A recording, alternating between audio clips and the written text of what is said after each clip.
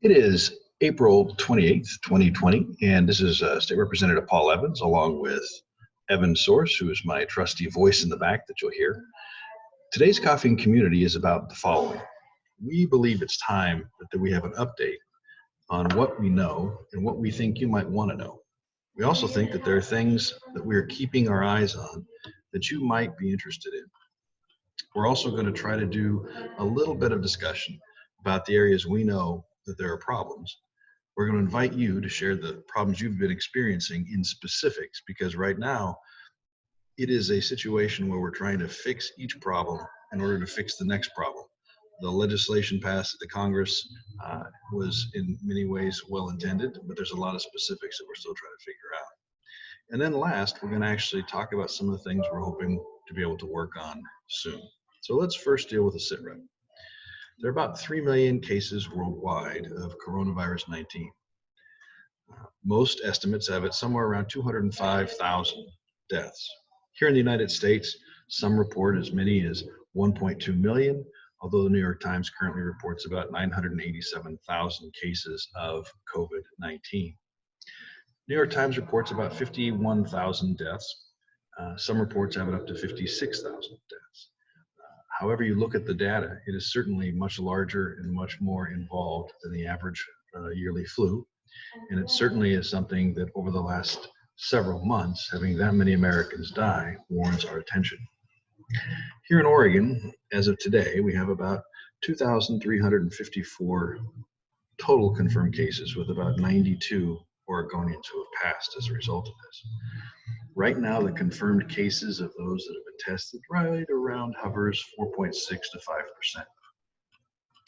In terms of the age groups that are most affected, it's not a surprise that it's actually across the board, with people age 40 to 70 probably the largest, but there is a growing number across the country of younger people, and certainly being young does not get you out of being in trouble with this particular disease. Most people have been trying to figure out what's going on in Marion County, and I want to emphasize that Marion County currently has about 447 confirmed cases with about 15 deaths. Polk County has about 38 cases with 1 confirmed death. But Marion County and Washington County and Multnomah County are generally seen as the counties with the most confirmed cases. And in many ways, there are a lot of potential reasons why that might be the case.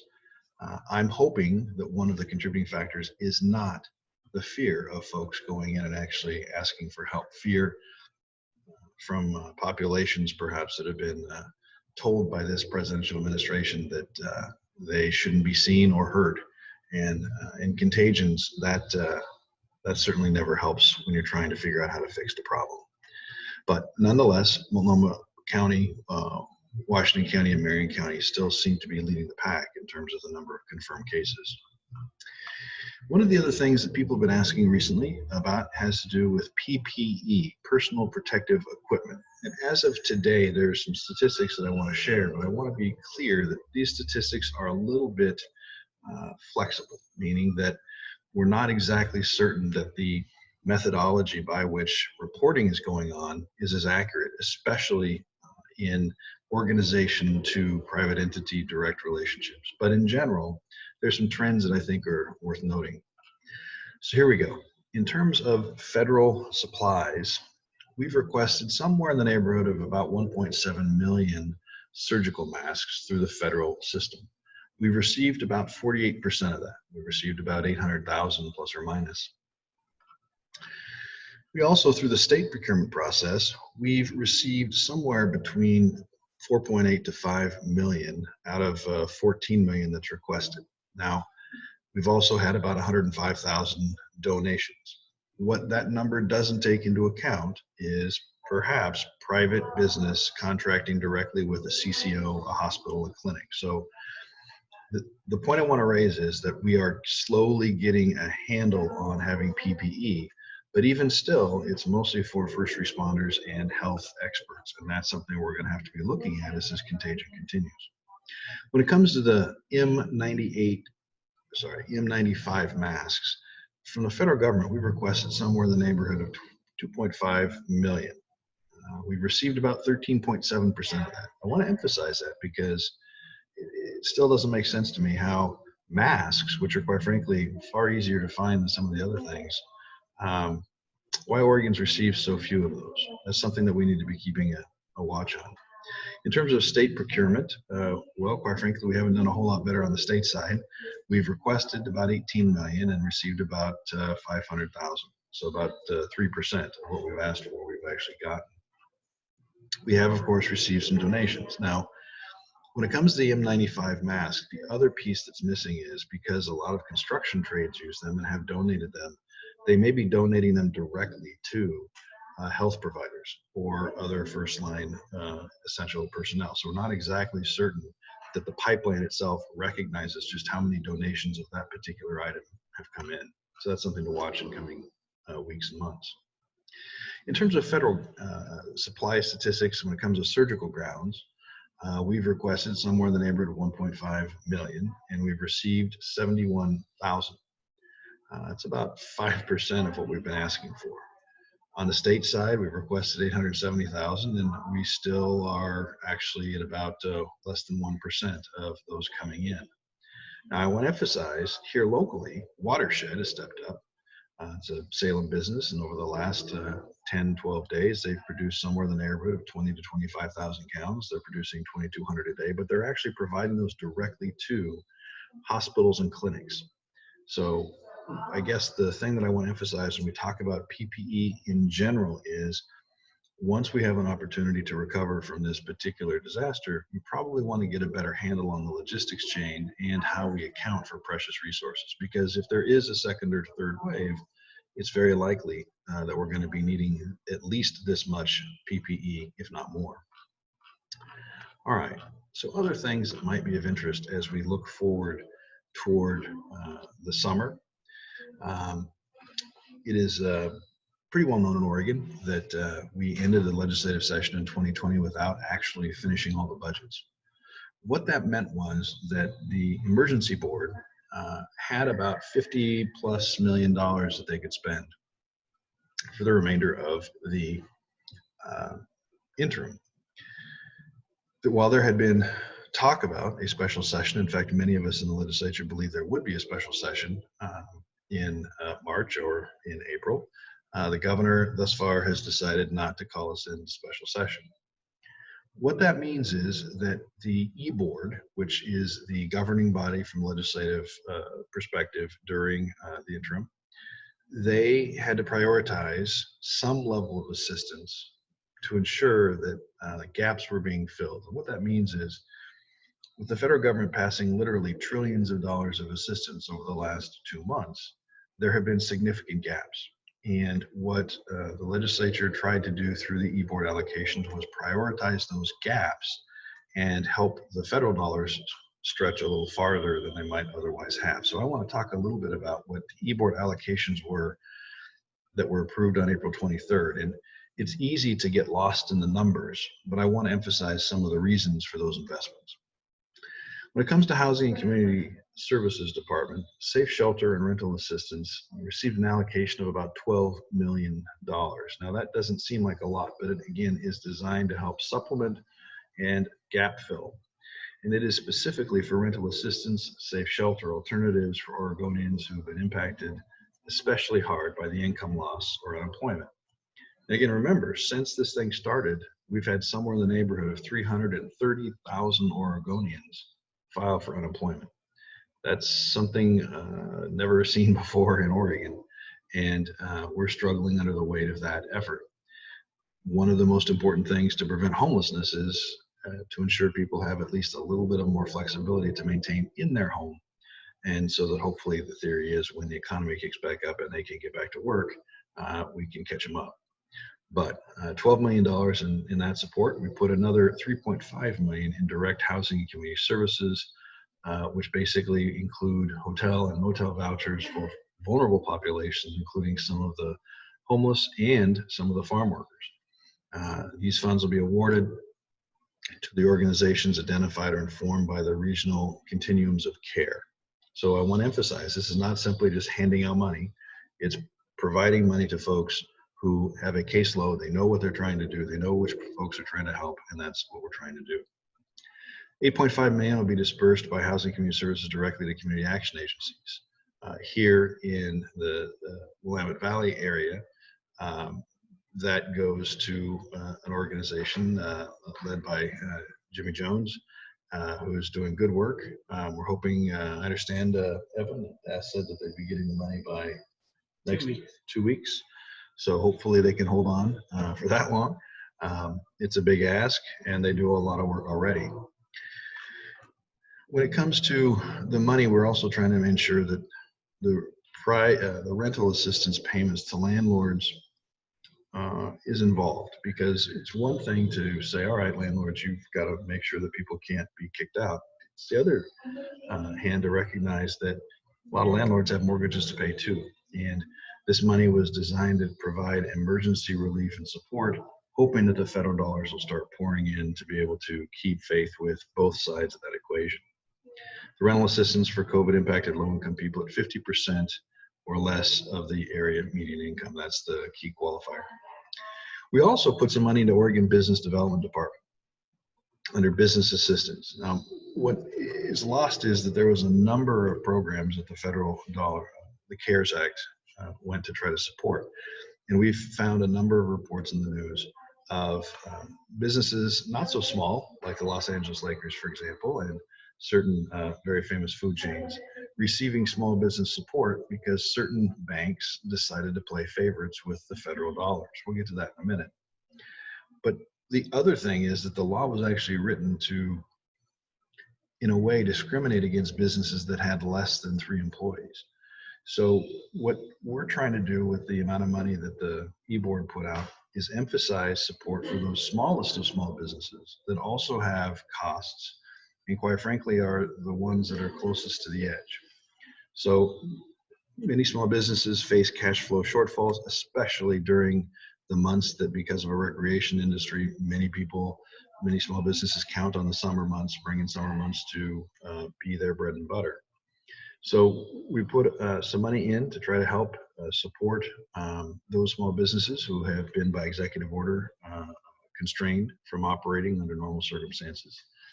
And we believe that that money should help. We put $10 million toward it, $5 million out of the e-board, and we asked for another $5 million out of the existing budget of small of Oregon business to be reallocated to ensure that $10 million worth of purchase power for small businesses with no more than 25 employees. And that's especially important because we have a number of businesses in Oregon that actually have no employees. And that, unfortunately, that gap of 3 to 0 employees is something that the federal government still hasn't fixed. So we're trying to fill that gap. As you know, the Paycheck Protection Program and other provisions of the Federal CARES Act was put out there, and it was sucked up pretty quickly. The most recent federal bill signed into law put more money into the CARES Act, put more money in for small businesses. But what we're trying to do is ensure that our 5 to 10 million is used for a one-to-one match to leverage local business assistance funds. There's a number of specifics about that. If you're a small business, what I recommend is going to the regional solutions folks. We're talking to the local credit unions in your area. In the Monmouth Independence area and the Salem area, for example, MAPS Credit Union is a good place to start. CDFIs have been identified as the instrument for the state's assistance in this program. All right, Department of Justice. We don't necessarily think about this during a crisis, but it's a growing concern. If everybody is stuck at home, let's just say that certain homes that are unsafe become less safe. So we put about $2 million in the Department of Justice for housing for victims of domestic and sexual violence. This is a critical concern. And as stress and all the other factors go on in households that don't have these kinds of crimes going on, just imagine how much more of an impact this is in certain tragic cases. That's why we recognize that $2 million was important to be able to try to help in those cases. We also put about $10 million into the Department of Administrative Services for the Oregon Worker Relief Fund. And I want to be really clear on this. The Oregon Worker Relief Fund is not just for folks who may have a hard time demonstrating legal presence. It's also Very important for those that are independent operators or independent contractors. There is no unemployment insurance for independent contractors. And that has been lost in this whole excitement about the gig economy, that the traditional ways in which you can support people when tragedy and economic collapse occurs haven't really been figured out yet. So there's been a lot of press about this. I want to emphasize the Oregon Worker Relief Fund does provide assistance for those that may not be able to prove legal presence, but it more importantly also provides support for independent contractors and folks who just aren't covered by the traditional unemployment insurance funds. That's an important piece. And that money is going to be going through the Oregon Community Foundation to ensure that people have a fair shot at getting their support. I want to be clear, the applicants for this, and if you have a pen and pencil and you find yourself in this category, applicants must live in Oregon, applicants must have lost their job in Oregon due to the pandemic, and applicants are not eligible for federal unemployment insurance or other temporary wage replacement programs. So this specifically is a gap. Those that don't fit in option A or option B, this is a fund to try to help them weather this storm during this crisis. All right. We also put some money into the Department of Human Services, the long-term care worker COVID-19 testing and training. We put about $3.35 million from the emergency fund into the Department of Human Services to help protect clients in long-term care settings. This is really important if you think about where the COVID cases have really manifest themselves. We want to try to do everything we possibly can to protect the workers and to protect the folks who are in our custody. All right. Other things that we are working on in terms of this program is we need to figure out a way to get tests out to people. Test costs somewhere between $50 to $200 depending on the collection method, and we are hoping to fund somewhere between 15 to 30,000 tests in the near term, with probably thousands and tens of thousands more than that needed over the long term. But this is a start, and we're hoping to kickstart the testing program in order for us to get into the next phase of potential reopening, at least perhaps certain sectors of our economy. We also put about less than $500,000 into the general fund for DHS, looking into infectious disease. This will supplement some of the federal dollars that are going in. Everybody right now is out trying to figure out a way to find both care, methods of care for those who have this disease, as well as a cure or a vaccine. So money doesn't buy you success, but money is necessary to do the kinds of things necessary to find success. So that's one of the things that kind of got lost in the weeds when people were talking about the budget.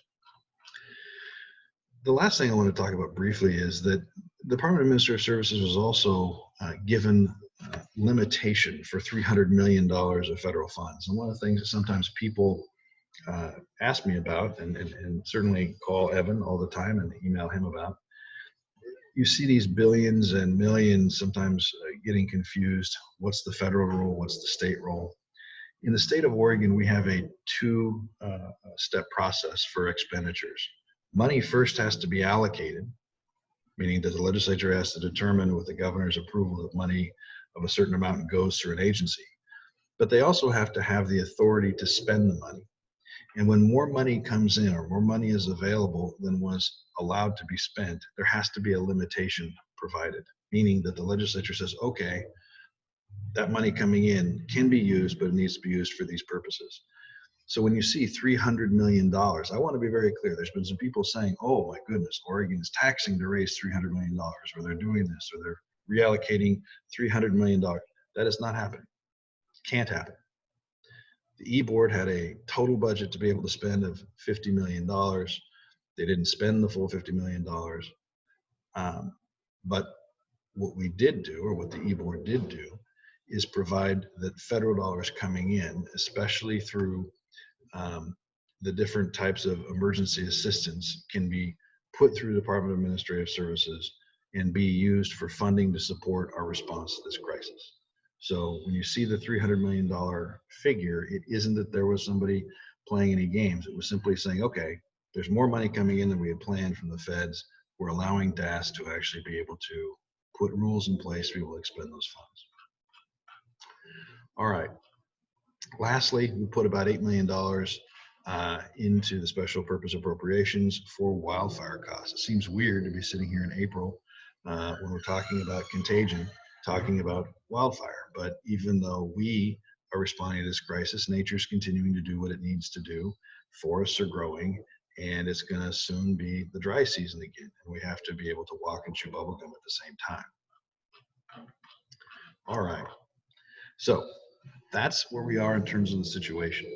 Some news items that I think might be interesting that I think will have some impact on what we do in the future is that as of today, Colorado and Nevada have joined the Western States Pact. So Colorado, Nevada, Washington, Oregon, California are coordinating our efforts to ensure how we open up our economy again, whether it's sector specific, whether it's at a certain rate of downturn in terms of infection.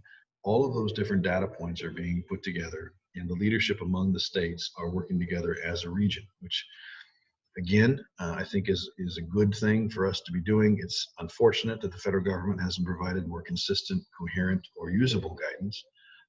But in the absence of the feds having their act together, we're going to try to do what we can to make sure to protect the public and work as a region of the country. Okay. As you know, May 1st is approaching. It's just around the corner. And Governor Brown has recently announced that she plans to lift some of the restrictions on hospitals and dental clinics. I want to emphasize that this is not a full opening. Your dentist and your normal healthcare provider may or may not be open. They still have some level of determination. They still have some control over whether they do or they don't as far as their staffing and their ability to provide PPE. But it is the first step among many of trying to get back into the new normal, because in the immediate wake of the response, you can hold off for non-essential surgical procedures for a while. But at some point, non-essential surgical procedures become essential surgical procedures as problems metastasize and problems get worse. So I want to emphasize that this first step was not based on anything other than the absolute requirement to get people's health back into the queue to be able to manage that problem so it doesn't become something else. I think it's very important for people to recognize that the May 1st opening isn't the opening for the entire economy. It is trying to ensure that we don't have a larger health crisis as a result of the coronavirus. So I want to put that marker down there, and hopefully folks will understand. And then finally, things that we're still trying to make sense of is how we move forward in terms of reopening our economy in a sensible way. Just yesterday, the president suggested that he wants governors to reconsider opening schools before the end of June. I frankly have no idea why he said that. It is the assessment of every person that I have talked to, listened to, tried to learn from over the last several months, that the bare minimum is making sure that schools, at least through June, and in fact, many suggest summer school programs continue in the way that they are right now. Distance learning, emphasizing social distance, trying to ensure that that the inflow and outflow of people related to schools is kept to a minimum until we have a better way of tracking and a better way of actually dealing with this response. So as we move forward over the next several months, there are a number of things we want to focus on. Number one thing is you may not appreciate and be very frustrated with, and you may have in fact lost a lot in terms of economic security out of this experience. But money can be made again. Lives being lost because of poor decisions, you can't unmake that decision. And while many of us certainly may disagree with the governor's approach on this or that particular issue, I think it's a pretty consistent and pretty recognizable success that Oregon has had such a relatively small number of fatalities related to this disease. And again, it's a tragedy for each and every person that has passed, but we're still under 100. Had we not taken action, had we not as a community come together and helped each other, I have a feeling it would be looking a lot bleaker than it is right now. I say that because we've still got to be patient over the next several months. To that end, there are some things that we also need to be aware of. Number one, if you are a state worker, there's been some news reports recently, one in particular about a failed notification process at the Oregon Military Department. We're trying to get to the bottom of the apparent contradiction between the letter of agreement and HR guidance that is floating around in terms of the ability to notify coworkers. And I want to emphasize, everybody that's in leadership needs to be held accountable. There's no question. At the same time, we need to find a way to ensure that we have a consistent approach for notification. In this era of the HIPAA health protections, sometimes our desire to protect people get in the way of our ability to protect people. By not being able to name names, by not being able to name positions, for example, it sometimes puts people at greater risk. So I want everybody who's been paying attention to not only what's going on at the military department or what's going on at Fish and Wildlife or what's going on in the corrections department, there is an effort to try to figure out the best, most effective way to come to a consistent policy that will keep people safe and aware at the same time. So I want you to know that we are aware of this. As the chair of the committee with the oversight for the military department, veterans, and emergency management, I am keenly aware of this.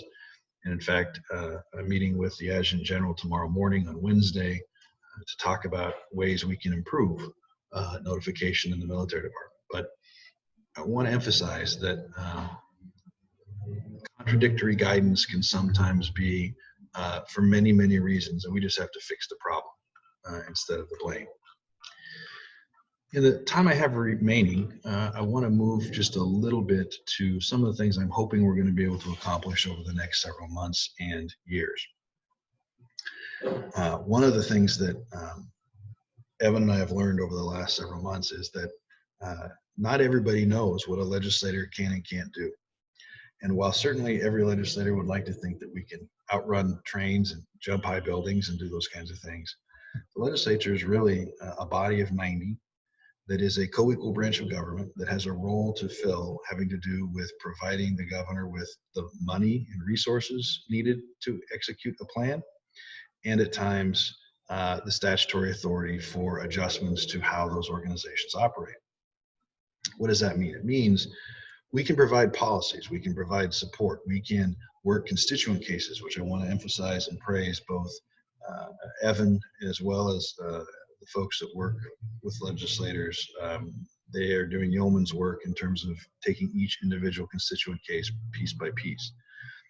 But what a legislature can also do, and has the responsibility to do, is ensure that lessons learned out of an experience like this don't go to waste. So the following is a wish list, if you will, of things that we are both working on and trying to prepare for and build coalitions around. The first is structural reforms and staffing increases throughout the emergency management system.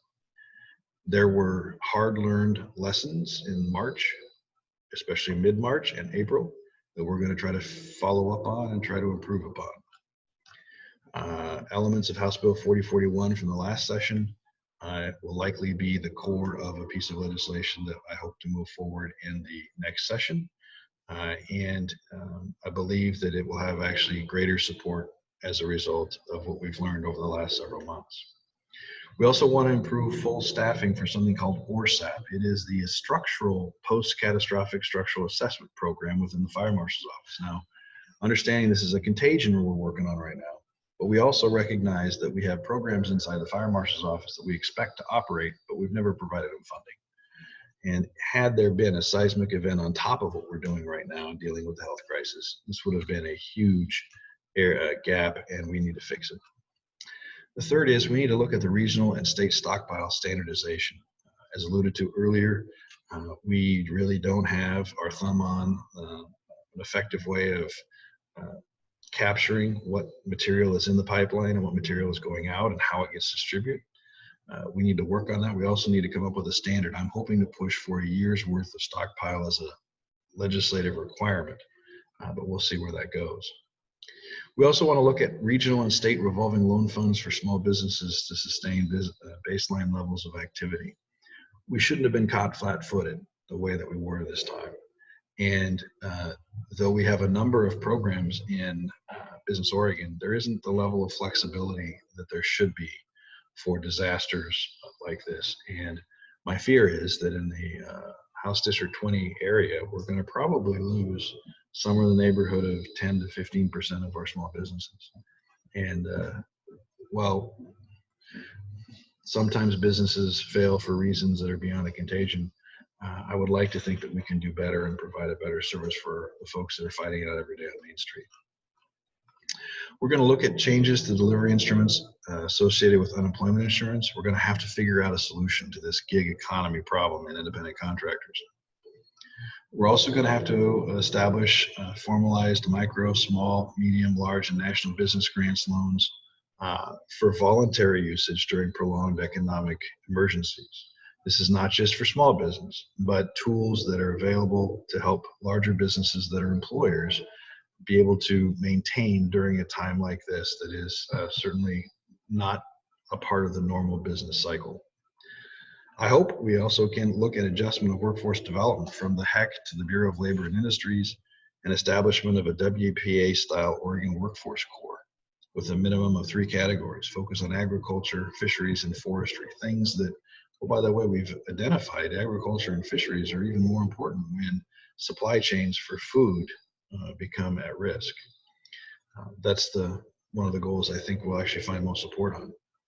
I'm also looking to try to establish an Oregon Disaster Response Corps, put together of former professionals, experienced volunteers for all hazards emergencies. The medical world has this, but there's a number of folks that are young retireds, have a lot to offer, and I think that we didn't necessarily integrate them as well in this emergency as we will have to when we have a major catastrophic event. Number 9 is establishment of an Oregon Disaster Recovery Authority. And what that would be is a pre-planned, pre-staffed panel that is ready to go based on the type of contagion. So at least the first 7 to 10 days is plotted out so that when we have a certain type of disaster and we are in the middle of responding, this recovery authority is making sure that the decisions we make in the response don't actually make recovery more complicated. It's a federal model that's used in other states, and I'm hoping that we can actually have it in place. If you want a mental picture, think of the U.S. Selective Service.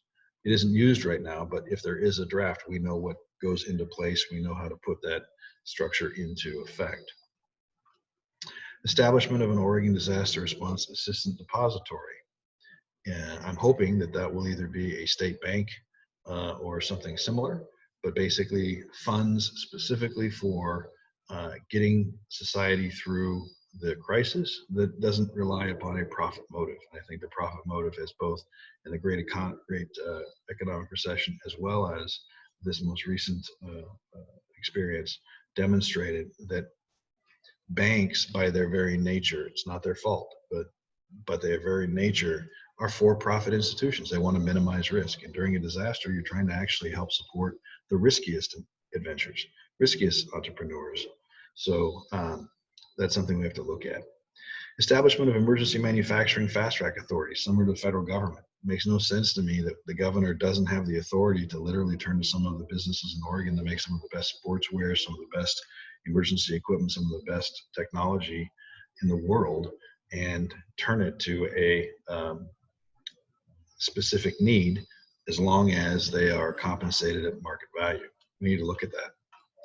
We also need to look at establishment of Oregon emergency partnerships, allowing for economic incentives to have businesses more ready for these types of disasters, more ready to have first aid and Red Cross volunteers, more ready to have volunteer firefighters and ambulance drivers, more ready to have the types of support that we've recognized during this contagion is critical and short-staffed.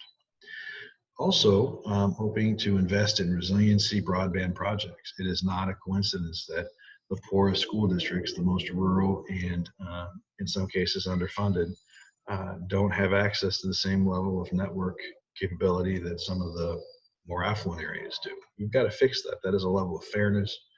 And the internet at some point needs to be recognized as a 21st century farm to market road. We need to figure out a way to make it more fair, more equitable.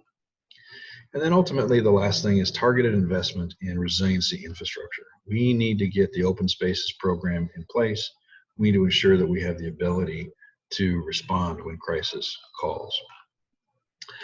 That's pretty much our wish list for right now. It certainly is a long list, but there's a lot of work being done already. This conversation hopefully has brought you what we know today, policies and the meaning for the policies in terms of the e-board expenditures, and finally some of the things that we are thinking about in terms of ensuring that during the next disaster we have a little bit more capacity, a little bit more tools in the toolkit. I want to say thank you very much for all of your kind words and support over the last several months. I want to especially, again, thank Evan for having to take the brunt of some phone calls from people that are justifiably upset and frustrated. We are frustrated as well, trying to figure out a way to help. It is said often, but I think it's true. We really are in this together.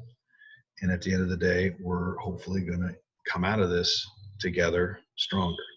In the meantime, if you have specific issues, you have specific questions, specific concerns, please contact us. I may not know the answer, but I will fight to go try to get you an answer. As we begin to think about the summer, it is imperative that I know where you're not getting assistance when you should be. We are trying to fix each little problem that's involved with each step forward. And again, every plan has flaws. It takes a little bit of patience, but I can't fix what I don't know is broken. So please share those things with us. And in conclusion, just thank you very much for helping to do your part to keep the contagion rate and the fatalities number as low as they are. I think we're doing a pretty good job as a state. However, we are only as good as our last action, and it is critical that we do not lose focus, because we can quickly lose the ground that we fought so hard to make. Have a great day, and thank you for tuning in. We're going to be doing this about every 2 or 3 weeks.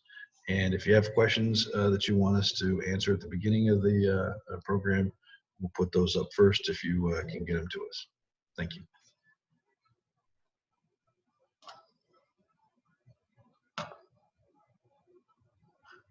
Hit stop there. Stop recording.